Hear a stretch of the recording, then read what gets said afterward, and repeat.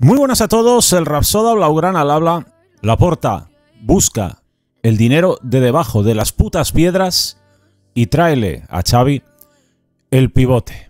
Ya sabes lo que tienes que hacer. Por eso, muchos te votamos. Va a ser 20 años desde un episodio que cambió el rumbo definitivo del Fútbol Club Barcelona. Hablo de la temporada 2003-2004, la primera temporada de la Junta presidida por Joan Laporta al frente del Fútbol Club Barcelona. Es el verano en el que Laporta accede a la presidencia y comienza su proyecto escogiendo al técnico Frank Rijkaard, que no tenía gran experiencia, asesorado por Johan Cruyff. Y en materia de fichajes, la situación económica no era muy boyante, desde luego era mucho mejor que la actual, y el Barça pues pone como piedra filosofal del proyecto a Ronaldinho Gaucho. Todos recordaréis a este jugador, evidentemente. Entre otros, además, fichó a un tal Rafa Márquez. El Barça venía de unas temporadas muy decepcionantes. Venía, concretamente, en esa temporada en la que sale elegido Joan Laporta, de clasificarse in extremis para la Europa League. Al final de la temporada anterior. Hubiese sido la primera vez en toda la historia del club que el Barça no hubiese disputado competición europea. Es el único club del mundo que siempre ha estado en competición europea. La temporada no fue fácil, nada fácil. Empezó con una victoria en San Mamés, la Liga, 0-1, pero a partir de ahí el FC Barcelona entró en un bache de juego y en un bache de resultados. Estamos a mediados de diciembre de 2023. A mediados de diciembre de 2003, hace 20 años, el FC Barcelona vivía una crisis brutal, una crisis que amenazaba con llevarse por delante al entrenador, a Frank Rijkaard, y pues volver a crear un nuevo proyecto desde cero, a mediados de temporada. En aquel momento, el Barça, que se había mostrado como un equipo muy débil, porque tenía un centro del campo con jugadores de carácter ofensivo, no tenía figura de centrocampista defensivo, la tenía más o menos con Thiago Motta, pero Thiago Motta era un futbolista que tenía muchas lesiones, y el centro del campo normalmente lo formaban en aquel entonces Xavi, Philippe Cocu y Gabri. Un equipo que le costaba muchísimo dominar los partidos y que cuando perdía el balón concedía goles con muchísima facilidad a sus adversarios. Una situación parecida y similar a la que está viviendo de manera sorprendente, entre comillas, luego explicaré el porqué, aunque me imagino que ya todos lo sabéis, lo está viviendo esta temporada también. A estas alturas vivía su peor momento, sus peores jornadas, como dije antes. El Barça perdía 5-1 en Málaga. Se comía 5, ni más ni menos. En la siguiente jornada perdía en el Camp Nou 1-2 contra el Real Madrid.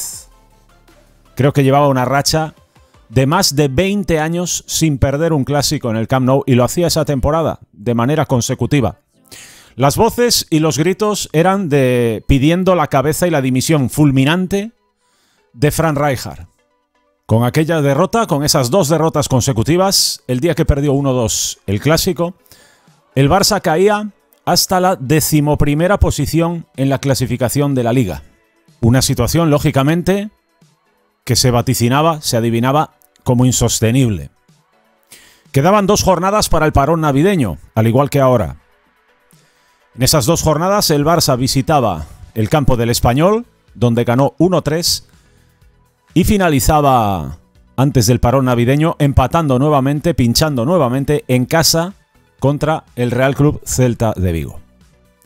Durante el parón navideño, y contra todo pronóstico, Joan Laporta se dejaba asesorar por Johan Cruyff y decidía apostar y darle continuidad a Frank Rijkaard. Las voces del entorno eran de una crítica descomunal al igual, bueno, algo menos que la de ahora, porque el entorno de entonces no era tan potente como el que tenemos ahora mismo, con las redes sociales y toda esta pandilla de analfabetos, de cabreros reconvertidos a influencers, ¿no?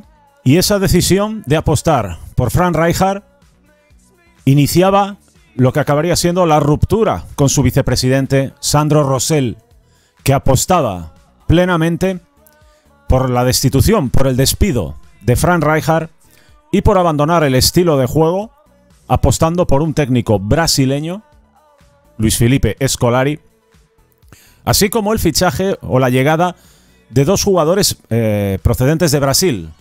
El que más sonó, como todos recordaréis, es el delantero Luis Fabiano, debido a que el Barça no era capaz de marcar goles. Marcaba muy pocos goles, al igual que en la situación actual. Patrick Kluivert era el delantero y también estaban por ahí Saviola, ¿no?, que tenía menos minutos. El delantero titular era Patrick Kluivert, que llevaba una racha nefasta realizadora. Además de esa apuesta sorprendente de la directiva de Joan Laporta por dar continuidad a Frank Rijkaard, a pesar de que el equipo entonces, después de esa victoria contra el Español y de ese empate contra el Celta, estaba situado en la posición 9ª, se produce un hecho clave. Además de apostar por la continuidad de Frank Rijkaard, le otorgan en el mercado invernal el fichaje que éste había pedido. La llegada del centrocampista defensivo holandés, una leyenda, Edgar Davids. Una llegada que se produce en la semana de Reyes de enero. Pero justo antes de su llegada, el Barça jugaba en el Estadio del Sardinero contra el Racing de Santander. Era la 18ª jornada, ni más ni menos, 18ª jornada, y el Racing de Santander ganaba 3-0 al Fútbol Club Barcelona, metiéndole en una situación absolutamente límite a todos los niveles. El Barça se situaba a 18 puntos del Real Madrid, caía hasta la posición número 12 en la tabla clasificatoria y el ruido ya era absolutamente insoportable, pidiendo incluso la cabeza de Joan Laporta. A partir de aquí entra en escena Edgar Davids, que se convierte en centrocampista titular, formando una medular compuesta por Philippe Cocu, Edgar Davids y Xavi. Una medular que ya no se movería más hasta el final de la liga. Después de esa derrota contra el Racing de Santander, que ponía al Barça en la posición número 12, el siguiente encuentro, el Barça lo disputaba en casa y el rival era el Zaragoza, que estaba en ese entonces, a pesar de que ahora lleva muchos años de manera consecutiva en la segunda división, en ese entonces estaba en la parte alta de la tabla. 11 de enero de 2024. Fútbol Club Barcelona 3, Zaragoza 0. Siguiente jornada. Fútbol Club Barcelona 1, Athletic Club de Bilbao 1. En esa semana, con ese pinchazo en casa, además, en esa semana el Barça caía apeado de la Copa del Rey precisamente a manos del Zaragoza por la mínima. Recapitulemos, después de la derrota contra el Racing, Barça 3, Zaragoza 0. Barça 1, Athletic Club de Bilbao 1. Sevilla 0, Barça 1. Barça 5, Albacete 0. Osasuna 1, Barça 2. Barça 3, Atlético de Madrid 1. Valencia 0, el Valencia que acabó siendo campeón. Fútbol Club Barcelona 1. Deportivo de La Coruña 2, Fútbol Club Barcelona 3. Barça 3, Mallorca 2. Murcia 0, Barça 2. Barça 1, Real Sociedad 0. Betis 1, Barça 1. Fútbol Club Barcelona 0. Villarreal 0. Valladolid 1, Barça 3. Barça 3, Málaga 0. Real Madrid 1, Barça 2. Ese día el Barça adelantaba al Real Madrid en la clasificación después de ir 18 puntos por debajo, como había comentado antes. Barça 4, Español 1. Las últimas 3 jornadas, con el Barça ya con los deberes hechos y clasificado matemáticamente para Champions, el Barça perdía en Vigo 1-0, ganaba en el Camp Nou 1-0 al Racing y perdía 2-1 cerrando la temporada en Zaragoza. Ese Barça 2003-2004, que hasta esa derrota contra el Racing de Santander por 3-0, que le metía en la posición número 12, en la jornada 18, llevaba 6 victorias, 6 empates y 6 derrotas. De 18 partidos solo había ganado 6 y no había sido capaz de hacerlo en 12. Desde la llegada de Edgar Davids, el Barça encadenó 17 partidos sin perder. El impacto de Davids, lógicamente, en el centro del campo hizo que pues, el equipo se compactase, que no apareciesen esas pérdidas y las facilidades que tenía el rival, ¿no? Viendo cómo el Barça se rompía entre la defensa y el centro del campo, aparecían ahí todos los espacios. Esos espacios dejaron de aparecer con Edgar Davids. El fútbol compacto del Barça propició que Ronaldinho se convirtiese en la estrella de la temporada. Propició además que poco a poco fuese entrando Rafa Márquez, un Rafa Márquez que en la primera vuelta pues era un flan, debido, pues como está sucediendo ahora, ¿no? Jugadores que el año pasado rindieron a la perfección en la defensa están haciendo auténticas cosas impropias de su calidad. Me refiero sobre todo, como todos imagináis, al caso de Jules Koundé. Ese fue el impacto de Edgar Davids y ese era el impacto que tenía un futbolista que tenía que haberse ido hace mucho tiempo, pero al que nunca le buscamos sustituto. Me refiero, por supuesto, a Sergio Busquets. El Sergio Busquets de la temporada pasada, que insisto, se tenía que haber ido temporadas antes, por la pasta que cobraba y porque ya no estaba en la forma que estaba, pero ese Sergio Busquets, al 60% del Busquets Prime, era un jugador importantísimo, comparado con lo que tenemos ahora. ¿Por qué? Porque ahora no tenemos nada. No lo hemos sabido sustituir.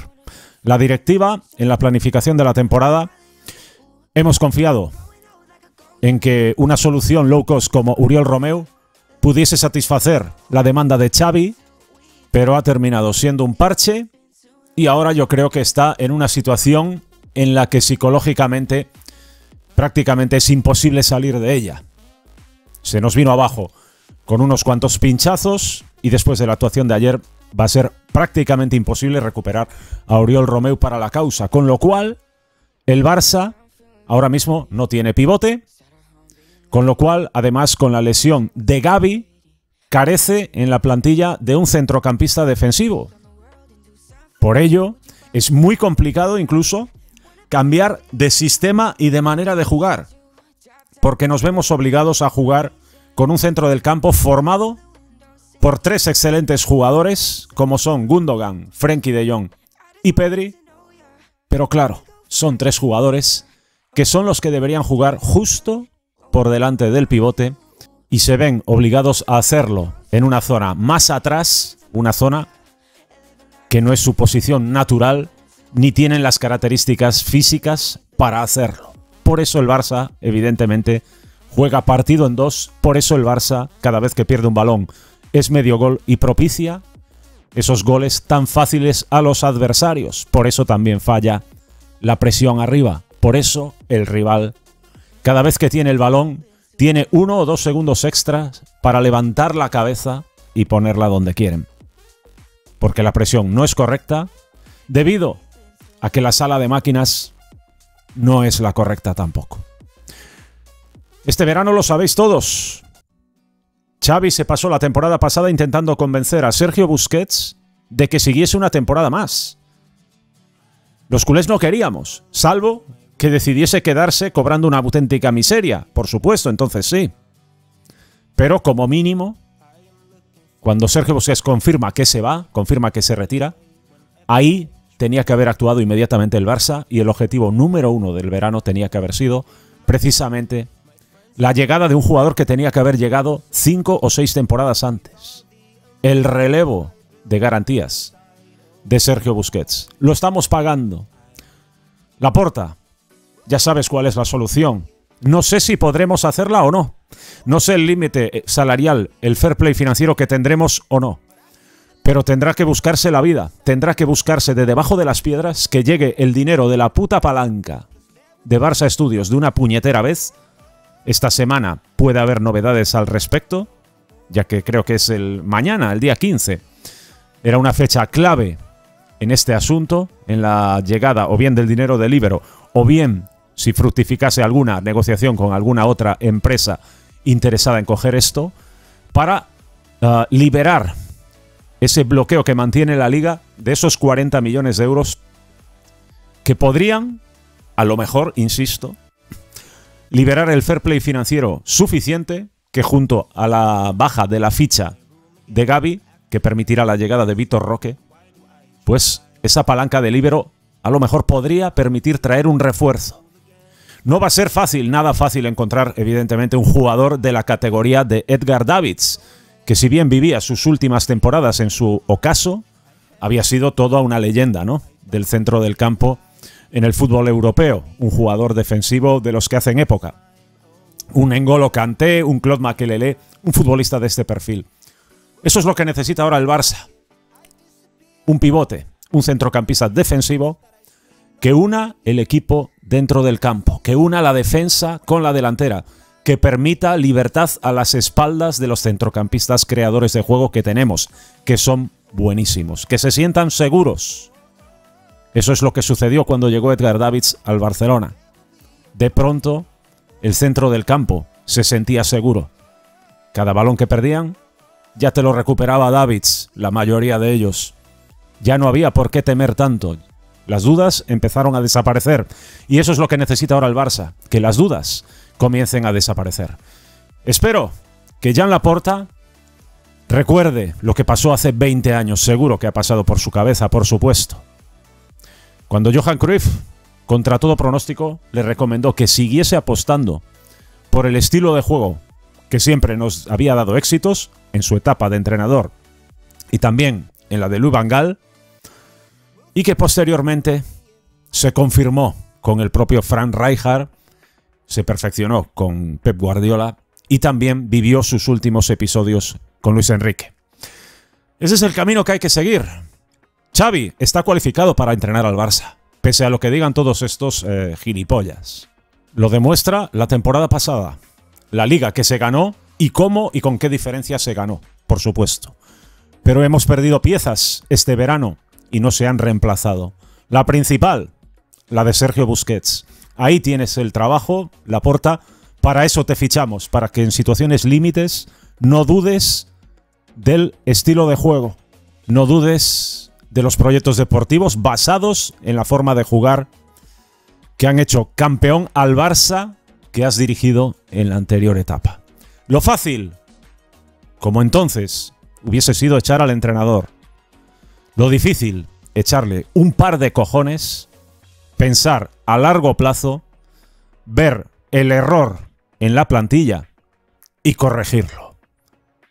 Hay que sacar el dinero de donde sea y traer en este mercado invernal ese pivote defensivo. Así que manos a la obra y sobre todo aguantar como sea estas 2 jornadas donde estarán esperando que perdamos en Mestalla para que los que quieren ver a Xavi fuera del Barça hagan el ruido completamente insoportable. Pero para eso te fichamos, para eso te votamos, Laporta. Para que como entonces, contra todo pronóstico, sigas apostando por la manera de jugar que siempre nos ha dado las victorias. Un fuerte abrazo del Rapsoda Blaugrana. Nos vemos en el próximo vídeo. ¡Vamos!